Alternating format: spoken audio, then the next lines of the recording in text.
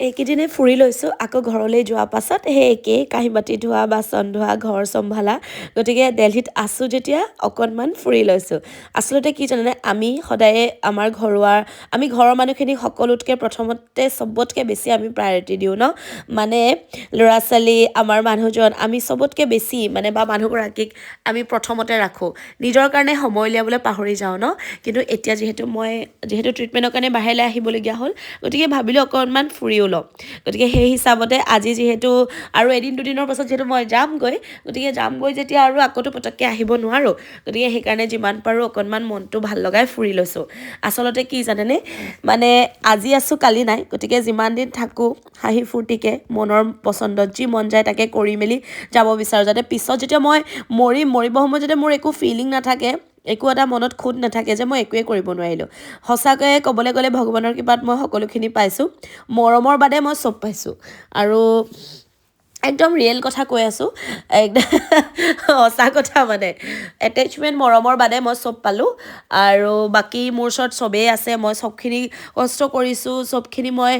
মানে যি মন যায় তাকে ফুৰিব পাৰিছোঁ কৰিব পাৰিছোঁ গতিকে মই সেয়াই ভাবোঁ চব বস্তুটো আৰু পাৰ্মানেণ্ট নহয় গতিকে টেম্পৰেৰী হয় গতিকে সেইকাৰণে যিমান দিন পাৰোঁ মই নিজৰ মনটো সদায় ফূৰ্তি লগাই থাকোঁ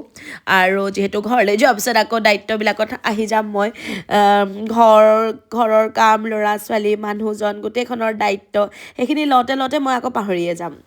মানে মই সেই কামখিনিৰ মাজত সোমাই যাম গতিকে যিহেতু মকা পাইছোঁ সেইকাৰণে অকণমান ফুৰি লৈছোঁ আৰু এৰ'চিটিত আছোঁ আমি ইমান ভাল লাগিছে ইয়াতে চব এনেকুৱা লাগিছে যেন একদম ইয়াতে থাকোঁ একদম মানে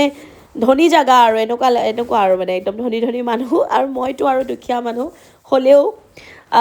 যিহেতু মোৰ যাবলৈ মন নাছিলে আচলতে ভাৰ্ণেও দেউতাকে ঘৰৰ পৰা মানে মোক ফোন আহিছিলে ঘৰৰ পৰা তেওঁ কৈছে তুমি যোৱা এৰ'চিটিত যোৱা মনটো ভাল লাগিব মই কৈছে হে নাযাওঁ তেওঁ কৈছে নাই যোৱা কিবা কিবি লৈ মেলি লোৱাগৈ মই কৈছোঁ মই একো ল'বলৈ নাই মই নাযাওঁ যা এনেকৈ কৈ আছোঁ আৰু এওঁ মোক খুব গালি দিছে যোৱা বুলি কৈছে তাৰপিছতে সেয়া আহিলোঁ ওলাই মেলি ভণ্টিজনীৰ লগত আৰু তাৰপিছতে আমি ভাবিছোঁ এতিয়া কিবা এটা খাই লওঁ মোৰ আকৌ এটা স্বভাৱ নহয় ক'ৰবালৈ ফুৰিবলৈ গ'লে কিবা এটা খামেই মানে ঘৰৰ পৰা ওলাই যোৱা বুলি ক'লে খামেই আৰু মানে মই ভাৰ্ণেও স্কুলৰ পৰা কেতিয়াবা আনিবলৈ গ'লেও মই